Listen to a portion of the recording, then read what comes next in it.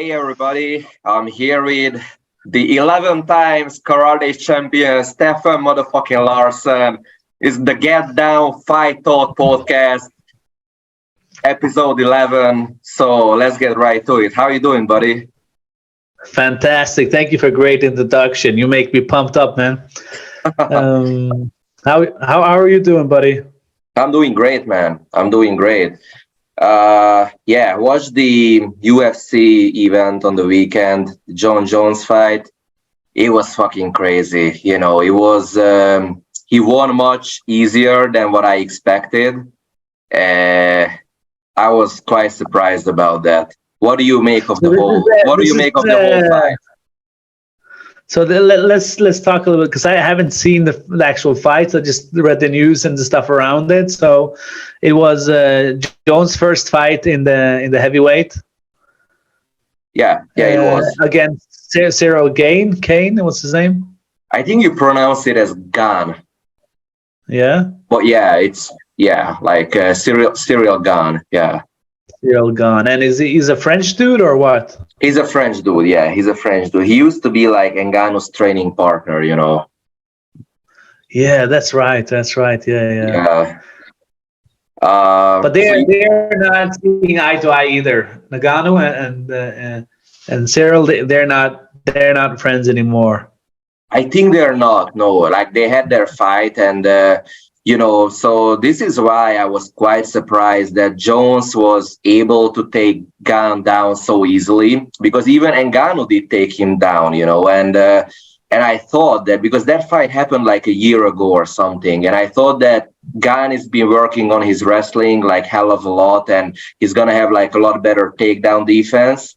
And this is why I was very surprised that Jones just take him down so easily. Because like in his two last fights at light heavyweight, he wasn't, really able to take like Dominic Reyes down and Thiago Santos. At least he had a much harder time winning those fights because he won by decisions. So, I was very surprised that he won this one so easily with the guillotine choke. I was... First round or? It was first round. Yeah, it was first round. Like 2 minutes something. So it was a very fast fight, and it's just crazy. And I'm wondering, like, because now they're talking about Jones fighting Stipe Miocic. I'm wondering how that one will play out. I think that Jones will have a harder time winning that one. Just let's stick with the fight that he just had. Yeah. Jon Jones, he's an incredible fighter. It's not being able to fight at that level and then switching categories. It's incredible. So for him to be able to do that, how long ago since his last fight? It's a long time. I think like 3 years or something. Can you imagine that coming up against the up-and-coming hungry guy? Yeah. And then moving up a weight division to like the serious heavyweights, and then just finishing him like peanuts in the first round. Yeah, that's a big... Did he take any damage at all? I don't think so. No, like Gane was not able to hit him, with any proper shots. So no, like Jones didn't take. I think he could fight like next weekend basically because he didn't take any damage on this fight. And Gane, he's like a kickboxer background, or he's Muay Thai background. Yeah. I think he has fucking amazing stand-up, to be honest. Like he's probably the best stand-up fighter in the whole heavyweight division. And I think that's why even Ngannou decided to take him down, because he was just outpointing Ngannou the whole fight. I think that's why Jones decided to take him down, because if he didn't, then Ngannou would just win the fight probably by a knockout. But there's MMA and there's wrestling involved. So Jones did the smart thing. That was the smart path to victory. Can you imagine when he did like against was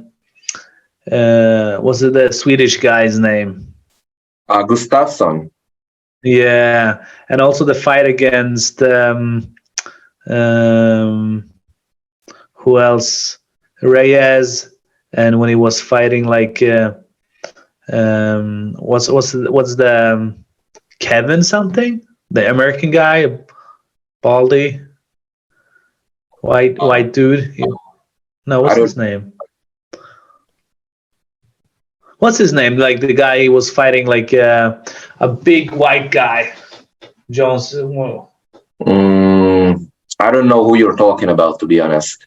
all right, I can get back to it later. But the point is, like in those fights, he was standing and just throwing punches. Absorbing, taking, giving.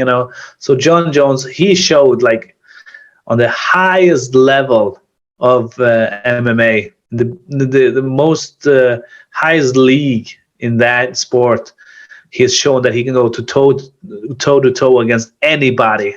Mhm. And now for him to like just finish a top level contender in the first round without absorbing any damage, Jesus Christ, man. I'm not religious, but I'm almost turning into one because, man, it's so unbelievable. It's so unbelievable. You can have these dreams in your head, and you can like combine this dream fighter and this dream fighter and create this dream scenario. Jones is doing it. Yeah. He's doing it. It's incredible. I saw this post online. It was like Cyril had his third fight in MMA or in UFC by the age 30, and they took all of these fighters that he's been fighting, like only 2-3 fights before they turn 30, right? Mm. And then they show the stats of Jon Jones. It says like 10 title defenses by age 30. Yeah, he's just fucking crazy.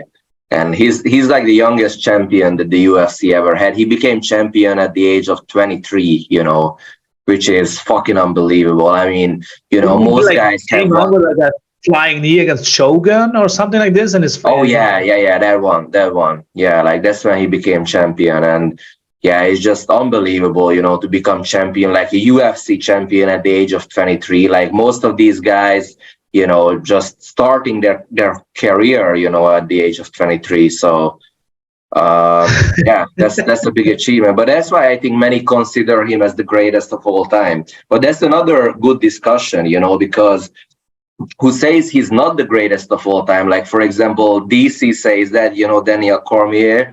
So he says it's because Jones, took steroids and he got caught, and, he had these performance drug issues and stuff.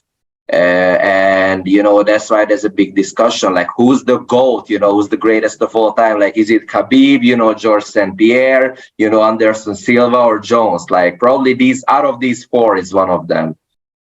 Well, what do you think? There's no doubt in my mind. Steroids or no steroids, you can't fucking muscle enhance your fucking jaw. If you're taking punches to the face, you got to be a fighter, And the way that he's been fighting, okay, maybe more stamina, maybe more, more strength, endurance, whatever, right?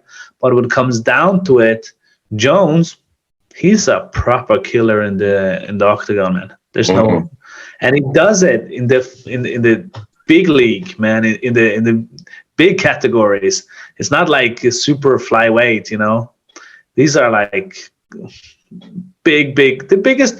Like, we have the highest, most difficult sport in the world, and you have it on the highest level, the highest league, the most advanced league in the world, right? Where everything is allowed. Basically, everything is allowed, right? Within fighting, right? And you have this guy just dominating and just taking people out and finishing them, person after person. And it doesn't matter. In my mind, it doesn't matter if it's on steroids. Chael Sonnen, he said the same thing. I knew his secret. Because he was fighting Jon Jones as well. And he was treated like a rag doll in the octagon. So he said, I knew his secret because I did as much steroid as he did. Okay. but still, he wasn't able to match up against him. And Chael Sonnen, he's been a proper fighter as well, Yeah, he's been a good fighter for sure. Yeah, but he wasn't Jones level, obviously.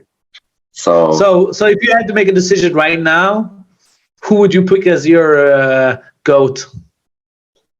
yeah, it's kind of difficult. I think my choice would be between Khabib and Jon Jones.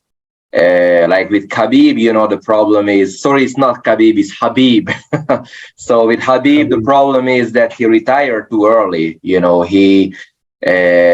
I just wish that he didn't retire so early and he had like a few more fights in lightweight division, and then maybe move up to welterweight and fight someone like Usman, and then if he did that, and let's say beat Usman at welterweight and maybe defend his title against someone like Chimaev or Leon Edwards, then I would say he's definitely the GOAT, But this is kind of difficult, this difficult, but I would still probably go for Khabib if you ask me, because he's undefeated and it didn't look like that anybody is gonna defeat him in lightweight. And I think even if he moves up to welterweight, he could still do it now. I believe he could become a welterweight champion of the world right now after like 2-3 years away from the sport.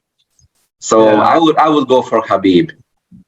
Yeah, it's much easier to like that guy as well because he's so respectful. He's such an ambassador of the sport. He's such a role model when it comes to work ethic. He just applies himself in every different kind of way that's possible.